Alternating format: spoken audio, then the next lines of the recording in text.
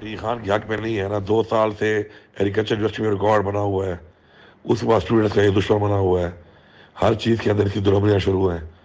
اب اس کا ایک ہی حل ہے اور ایک ہی جو ہے نا ہمارے حق میں بہتر ہے کہ اس سے جان چھوڑوائیں، اور کوئی آپشن نہیں ہے۔ اس نے مجھے صبح میسج کیا آج کہ میں کوئٹ کر رہا ہوں، ریزائن دے رہا ہوں، تو میں نے اسے جواب دیا کہ تمہیں ریزائن دے دینا چاہیے عزت کے ساتھ، اسی میں تمہاری بہتری ہے۔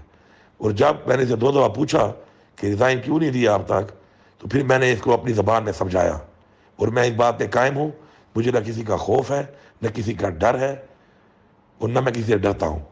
میں اس کے خلاف اعلان جنگ کر چکا ہوں، اور میں اس کے خلاف کھڑا ہوں۔ یہ جس کو بھی لیٹر لکھتا ہے لکھے، یہ جو کارروائی کرتا ہے کرے۔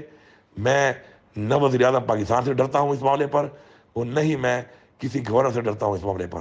اور اس وی سی کو اس یونیورسٹی سے نکال کر دم لوں گا اب، کیونکہ فرونیت کا انجام ہمیشہ وہی ہوتا ہے جو اس کا ہوگا۔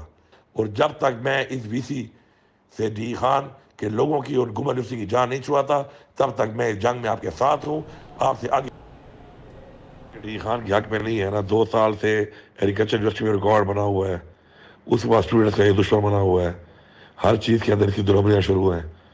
اب اس کا ایک ہی حل ہے اور ایک ہی جو ہے نا ہمارے حق میں بہتر ہے کہ اس سے جان چھوڑوائیں، اور کوئی آپشن نہیں ہے۔ اس نے مجھے صبح میسج کیا آج کہ میں کوئٹ کر رہا ہوں، ریزائن دے رہا ہوں، تو میں نے اسے جواب دیا کہ تمہیں ریزائن دے دینا چاہیے عزت کے ساتھ، اسی میں تمہاری بہتری ہے۔